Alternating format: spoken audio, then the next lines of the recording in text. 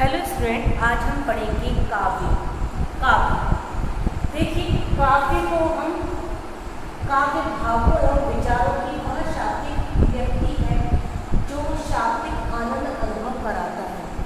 काव्य क्या होता है? भावों एवं विचारों की, हमारे मन के भाव और विचारों की वह शाब्दिक अभिव्यक्ति यानी शब्दों के माध्यम से व्यक्त करना, उसे कहते हैं हम शाब्दिक अभिव्यक्ति। तो वह शाब्दिक अभिव्यक्ति है जो शाब्दिक आनंद की अनुभव कराता है। तो क्या करता है? वह शाब्दिक आनंद का हमें अनुभव कराता है, वही काव्य कहलाता है। काव्य की सबसे बड़ी विशेषता है अलौकिक आनंद की अनुभूति कराना, यानी ये अलौकिक आनंद की हमें अनुभूति कराता है। इसलिए काव्यानंद को ब्रह्मानंद सहोदर माना है। काव्यानंद को यानी काव्य में जो काव्य का पाठ करने से, उसका श्रवण करने से हमें जो आनंद की प्राप्ति होती है वह हमें ब्रह्मानंद सहोदर दिखाई देता है। ब्रह्मानंद यानी ब्रह्म के आनंद, ब्रह्म को प्राप्त करने के आनंद के समान ब्रह्म को जो हम प्राप्त कर लेते हैं उस समय हमें जो आनंद का अनुभव होता है वही अनुभव आनंद हमें काव्य का पाठ करते समय और उसका श्रवण करते समय होता है। इसलिए काव्यानंद को ब्रह्मानंद सहोदर कहा गया है। यानी अपने मन के भावों को, मन के विचारों की वह शाब्दिक अभिव्यक्ति जो शाब्दिक आनंद हमें अनुभव कराए, शब्द के रूप में हमें आनंद अनुभव कराए, वही काव्य कहलाता है। सरल शब्दों में कह सकते हैं कि काव्य हमारे भावों विचारों की शाब्दिक अभिव्यक्ति है। क्या है? काव्य हमारे भावों की और विचारों की शाब्दिक अभिव्यक्ति है जो आनंदानुभूति कराने वाली होने के कारण संरक्षणीय है, जो हमें क्या करती है? हमें आनंद की अनुभूति कराती है। अब काव्य की जो परिभाषा है वह अनेक आचार्यों ने, अनेक विद्वानों ने अपने अपने मतानुसार दी है। यहाँ पर जो महत्वपूर्ण परिभाषा है उन दो परिभाषाओं को मैंने लिखा है जो परीक्षा में बहुत ज़्यादा पूछी जाती हैं। या तो इन परिभाषाओं को पूछा जाता है, कहा जाता है कि परिभाषा किसने दी है, या ये पूछा जाता है उनके नाम से पूछ जाता है कि विश्वनाथ के अनुसार काव्य की परिभाषा लिखिए, कहाँ में कोई परिभाषा लिखनी होती है। तो देखिए, आचार्य विश्वनाथ ने काव्य की जो परिभाषा दी है वो यहाँ पर है कि रसात्मकम वाक्यम काव्यम। रसात्मकम यानी रसयुक्त, वाक्यम यानी वाक्य ही, काव्यम यानी काव्य है। वह वाक्य जिसमें रस है, जिसमें आनंद है, वही क्या है? वही काव्य कहलाता है। तो ये थी हमारी आचार्य विश्वनाथ के अनुसार परिभाषा जो थी रसात्मकम वाक्यम काव्यम। इसका अर्थ है रसयुक्त वाक्य ही काव्य है। दूसरी पूछी जाती है पंडित जगन्नाथ के अनुसार। जगन्नाथ के अनुसार रस की परिभाषा है रमणीयार्थ प्रतिपादक शब्द काव्यम। रमणीयार्थ, रमणीयार्थ यानी रमणीय, सुंदर अर्थ के प्रतिपादक यानी उनको दिखाने वाले, दर्शाने वाले जो शब्द होते हैं वही क्या कहलाते हैं? काव्य कहलाते हैं। सुंदर अर्थ की अभिव्यक्ति करने वाले जो शब्द हैं वही काव्य कहलाते हैं। तो ये दोनों परिभाषा जो है वो बहुत महत्वपूर्ण है। विद्यार्थियों को ये परिभाषा याद भी रखनी है कि ये परिभाषा किन किन आचार्यों ने दी है। तो काव्य क्या हुआ? भावों विचारों की वह अभिव्यक्ति जो हमें आनंद अनुभव कराए वही काव्य कहलाती है। इसीलिए काव्यानंद को ब्रह्मानंद सहोदर कहा गया है। इन दो आचार्यों की परिभाषा भी हमने पढ़ी। विश्वनाथ के अनुसार रसात्मकम वाक्यम काव्यम, रसयुक्त वाक्य ही काव्य है। और जगन्नाथ के अनुसार रमणीयार्थ प्रतिपादक शब्द काव्यम, सुंदर अर्थ के प्रतिपादक शब्द जो होते हैं वही काव्य कहलाते हैं। अब आता है काव्य के भेद। काव्य कितने प्रकार के होते हैं? तो काव्य के भेद यहाँ है, पूछा जाता है कि काव्य के कितने भेद हैं या काव्य कितने प्रकार का होता है? तो दो प्रकार का है, श्रव्य काव्य और दृश्य काव्य। देखिए, श्रव्य काव्य, दृश्य काव्य, तो उसके भेद हुए। श्रव्य काव्य, अब हम सबसे पहले श्रव्य काव्य को देखें तो वह काव्य, श्रव्य काव्य ऐसे काव्य को कहते हैं जिसका आनंद पढ़कर या सुनकर लिया जाता है। यानी वह काव्य जिसका आनंद पढ़कर ले या जिसका आनंद सुनकर प्राप्त हो वही श्रव्य। श्रव्य का मतलब होता है सुनने वाला, जिसको हम सुनकर जिसका आनंद ले सकें वही श्रव्य काव्य कहलाता है। तो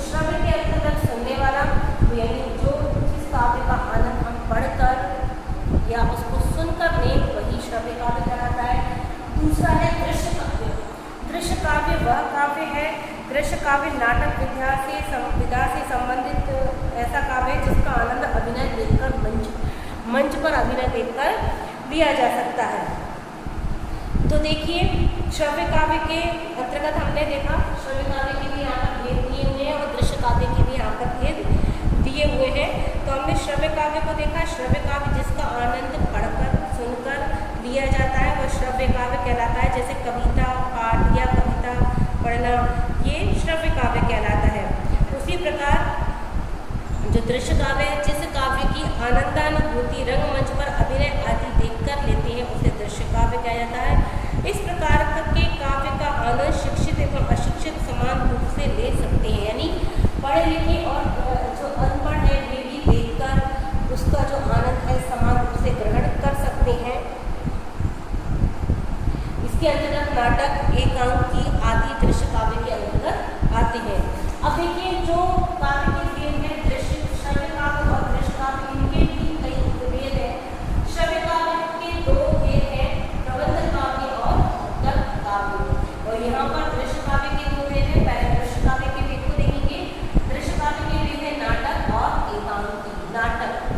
नाटक जिसका मंच या एकांकी जिसका जो अभिनय है देखकर हम जिसका आनंद लेते हैं, रंगमंच पर जिसका अभिनय देखकर हम आनंद लेते हैं, वे शब्द दृश्य काव्य के अंतर्गत आते हैं। उसके अंतर्गत हमारे नाटक और एकांकी हैं। अब है हमारे श्रव्य काव्य, प्रबंध काव्य और मुक्तक काव्य। तो सबसे पहले हम देखेंगे प्रबंध काव्य को देखेंगे। प्रबंध काव्य उस काव्य रचना को कहते हैं जिसमें कथा श्रृंखलाबद्ध होती है, यानी जिसमें जो कथा है वो कैसी होती है, सूत्र के रूप में धागे में पिरोई रहती है और श्रृंखलाबद्ध होती है, यानी एक के बाद एक इसमें कड़ी होती है। इसमें छंदों का संबंध पूर्वापर होता है, यानी पूर्वापर का मतलब होता है एक छंद का संबंध अपने पहले वाले छंद से होना। इसमें छंदों के क्रम को बदला नहीं जा सकता। यदि हम प्रबंध काव्य में छंदों के क्रम को बदल दें, आगे पीछे कर दें, तो हमें उसके अर्थ ग्रहण करने में दिक्कत होती है। तो प्रबंध काव्य जिसमें कथा एक श्रृंखला के रूप में, कड़ी के रूप में, सूत्र के रूप में धागे में पिरोई होती है, इसमें छंदों की जो क्रम है इसको बदला नहीं जा सकता है, इसलिए इसे प्रबंध काव्य कहते हैं। इसमें छंदों का संबंध पूर्वापर होता है। इसमें घटना क्रिया आदि का वर्णन होता है। किसी न किसी घटना के बारे में, किसी क्रिया के बारे में बताया जाता है, वह प्रबंध काव्य है। प्रबंध काव्य में एक कथा आदोपांत क्रमबद्ध रूप से गठित होती है। आदोपांत यानी शुरू से लेकर अंत तक क्रम के रूप में गठित रहती है। तो उसमें कहीं भी तारतम्य न टूटता हो, वरन उस कथा को पुष्ट करने के लिए इसमें अंतर कथाएँ भी हो सकती हैं, यानी ये बहुत बड़ा काव्य होता है, इसलिए इसको स्पष्ट करने के लिए कई सारी अंतर कथाएँ या गौण सहायक कथाएँ भी हो सकती हैं। इसमें जो कथा का तार है वो टूटना नहीं चाहिए। इसके बाद है प्रबंध काव्य में कथानक को लेकर पात्रों के चरित्रों में घटनाओं और भावों के संघर्ष अथवा काव्य वस्तु संजोई होती है। प्रबंध काव्य में निम्नतः दो भेद हैं। अब प्रबंध काव्य के दो भेद हैं, महाकाव्य और खंड काव्य। देखिए, महाकाव्य जैसा कि नाम से स्पष्ट हो रहा है, महा यानी बड़ा काव्य, और मुक्तक काव्य, खंड काव्य, खंड यानी कि टुकड़ा, एक हिस्सा, काव्य का कोई एक हिस्सा, वो है हमारा खंड काव्य। तो हम पहले महाकाव्य के देखेंगे। इस काव्य के अंतर्गत किसी व्यक्ति विशेष की समस्त जिंदगी की कथा होती है, यानी महाकाव्य में किसी भी नायक के जिसके बारे में आप कथा लिख रहे हैं उसका संपूर्ण वर्णन इसके अंतर्गत होता है। किसमें? महाकाव्य में उसके जीवन की संपूर्ण कथा होती है। घटना चक्र विभिन्न परिस्थितियों का उल्लेख भी इसमें होता है। जीवन की अनेक रूपों की झांकी इसमें प्रस्तुत की जाती है, यानी इसकी कथा को दर्शाने के लिए अनेक सहायक कथाएं इसमें रहती हैं। नायक के जीवन का पूर्ण विवरण होता है। महाकाव्य अनेक सर्गों वाला होता है। सर्ग का मतलब होता है अध्याय, खंड, जिसको हम बांट सकें, पूरे महाकाव्य को कई हिस्सों में हम दे सकें। प्रमुख कथा के साथ प्रासंगिक कथाएँ जुड़ी होती हैं। अब महाकाव्य के लिए कुछ नियम और कुछ शर्तें भी होती हैं कि महाकाव्य में कम से कम 8 सर्ग होने चाहिए। इसकी सबसे पहली शर्त है कि महाकाव्य में कितने सर्ग होने चाहिए? कम से कम 8 तो होने चाहिए। अधिक कितने भी हो सकते हैं, इसमें कोई वो नहीं है संख्या, यानी 8 सर्ग से यदि 8 अध्याय है, उससे 8 खंडों से यदि कम खंड है उसमें, तो महाकाव्य की श्रेणी में नहीं आएगा। दूसरा है जो महाकाव्य का जो नायक होता है वो धीरोदात्त धीरोदात्त गुणों से युक्त होता है, धीरोदात्त वीर और उदार गुणों से युक्त होता है।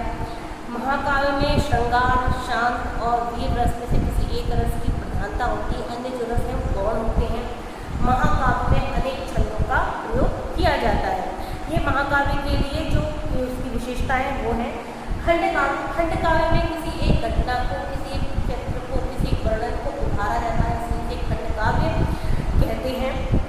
खंडकाव्य में करुण श्रृंगार में से किसी एक रस की प्रधानता रहती है और इसमें कोई एक छंद ही रहता है। इसमें नायक की किसी जीवन की किसी एक घटना को ही लिया जाता है।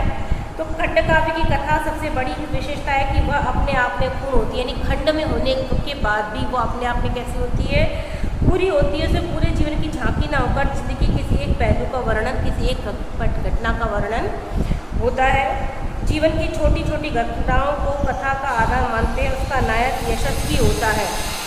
समस्त रचना एक ही छंद में बधी होती है। सीमित कलेवर में भी ये खंडकाव्य कैसा होता है, अपने आप में पूर्ण होता है। जैसे पंचवटी ये है, आप इसके बाद रश्मिरथी, सुदामा चरित्र, ये सभी खंडकाव्य हैं। एक विशेष बात और देखने वाली है कि जो महाकाव्य है, महाकाव्य में रामचरितमानस को महाकाव्य की श्रेणी में रखा गया है, जबकि महाकाव्य जो रामचरितमानस है इसमें 7 कांड हैं, 7 सर्ग हैं। इसके बाद भी ये सबको इसलिए इसमें रखा गया है क्योंकि इसमें श्री राम के संपूर्ण जीवन का वर्णन किया गया है, इसलिए इसको महाकाव्य के अंतर्गत रखा गया है। फिर देखते हैं मुक्तक काव्य। मुक्तक काव्य में आते हैं पाठ्य मुक्तक, गेय मुक्तक और आख्यानक गीति। पाठ्य मुक्तक के अंतर्गत पाठ्य मुक्तक पढ़े जाते हैं, इनमें किसी एक भाव या अनुभूति की गहनता होती है, यानी ये पढ़े जाने वाले जो मुक्तक काव्य हैं वे पाठ्य मुक्तक के अंतर्गत रखे जाते हैं। कबीर के, रहीम के, वृंद के जो दोहे हैं वो इसी कोटि में आते हैं। गेय मुक्तक में संगीतात्मकता या गेयता विद्यमान होती है, यानी इसका गान होता है, इसको गाया जा सकता है, इसलिए इसे गेय मुक्तक भी कहते हैं। सूर, मीरा, तुलसी, इन सभी के जो मुक्तक काव्य हैं वे सभी किसके अंतर्गत आते हैं, वे सभी गेय मुक्तक के अंतर्गत आते हैं। ये हमारा महाकाव्य, खंडकाव्य, मुक्तक काव्य के बारे में हुआ। इसके बाद आता है आख्यानक गीति। काव्य के अन्य रूपों में आख्यानक गीति प्रमुख है। यह एक ऐसी रचना है जिसमें पद्य शैली में लघु आख्यानक या कथा वर्णित होती है, यानी गीत शैली में। इसकी विशेषता क्या है, ये गीत शैली में होती है, लेकिन एक कथा होती है जो गीत के माध्यम से प्रस्तुत की जाती है। गेयता इसका प्रमुख लक्षण है, यानी इसका गानपन इसका प्रमुख लक्षण है। यह भी उपदेशपरक रचना है, जैसे झांसी की रानी लक्ष्मीबाई, चंदेरी का जौहर, रंग में भंग, महाराणा का महत्व, ये सभी प्रमुख हमारे आख्यानक गीत है। तो इस प्रकार आज हमने देखा काव्य की परिभाषा, आचार्य विश्वनाथ के अनुसार काव्य की परिभाषा, पंडित जगन्नाथ के अनुसार काव्य की परिभाषा को देखा। इसके बाद काव्य के जो भेद हैं उन्हें हमने अध्ययन देखा। श्रव्य काव्य के जो भेद है वो 2 प्रकार के होते हैं, श्रव्य काव्य और दृश्य काव्य। श्रव्य काव्य में के 2 भेद हैं, प्रबंध काव्य, मुक्तक काव्य। फिर प्रबंध काव्य के भी 2 भेद हैं, महाकाव्य और खंडकाव्य। इसी प्रकार से जो मुक्तक काव्य है इसके 3 भेद हैं, पाठ्य मुक्तक, गेय मुक्तक और आख्यानक गीत। दृश्य काव्य के भी भेद हमारे सामने हैं। दृश्य काव्य के भेद हैं नाटक और एकांकी।